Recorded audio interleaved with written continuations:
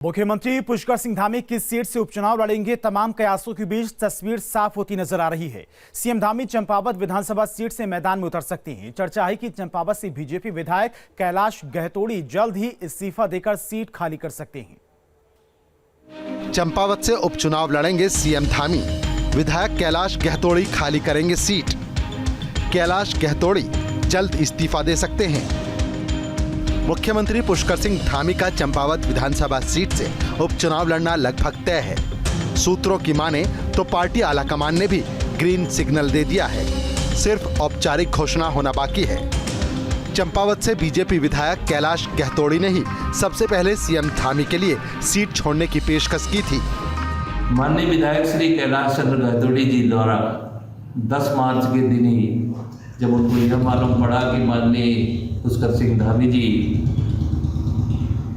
खटीमा विधानसभा से पीछे रह गए हैं, तो उन्होंने माननीय मुख्यमंत्री जी के कर्मठता, उनके पिछले 6 महीने के कार्य को देखते हुए और उनके जुझारूपन, उनके विशाल नेतृत्व को देखते हुए अपनी ओर से यह प्रस्ताव 10 मार्च को ही कर दिया था। हम उनके इस प्रस्ताव की भूरी प्रशंसा करते हैं। खबरों के मुताबिक विधायक कैलाश गहतोड़ी सीएम धामी के लिए सीट खाली करने के लिए जल्द ही विधायकी से अपना इस्तीफा दे देंगे। विधायक गहतोड़ी पिछले कुछ दिन से अपने विधानसभा क्षेत्र के भ्रमण पर हैं। जनसभाओं में वो सीएम धामी के चंपावत से उपचुनाव लड़ने की चर्चा कर उन्हें विजयी बनाने की अपील भी कर रहे हैं। सीएम धामी के चंपावत से उपचुनाव लड़ने की खबरों को लेकर चंपावत के बीजेपी नेता भी उत्साहित हैं।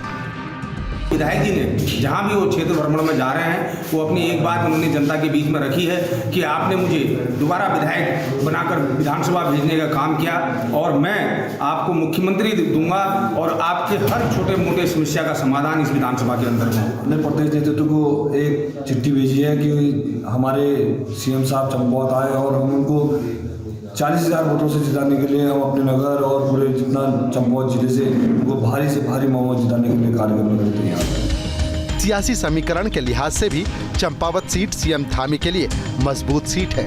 चंपावत विधानसभा क्षेत्र मुख्यमंत्री धामी की परंपरागत सीट खटीमा से लगा हुआ है। चंपावत विधानसभा के मैदानी क्षेत्र बनबसा और टनकपुर में पिथौरागढ़ जिले के रहने वाले मतदाताओं की तादाद काफी ज्यादा है। सीएम धामी भी मूल रूप से पिथौरागढ़ जिले के ही रहने वाले हैं। विधानसभा चुनाव में बीजेपी को प्रदेश में प्रचंड जीत मिली थी, मगर सीएम धामी खटीमा सीट से चुनाव हार गए। सीएम धामी भी चंपावत सीट से उपचुनाव लड़ने की इच्छा जता चुके हैं। बनबसा में उन्होंने कहा था कि पार्टी हाईकमान के सामने वो चंपावत से चुनाव लड़ने का प्रस्ताव रखेंगे। बहरहाल सीएम धामी को कहां से चुनाव लड़ाया जाए, इस पर अंतिम फैसला बीजेपी हाईकमान को ही लेना है। Team news state.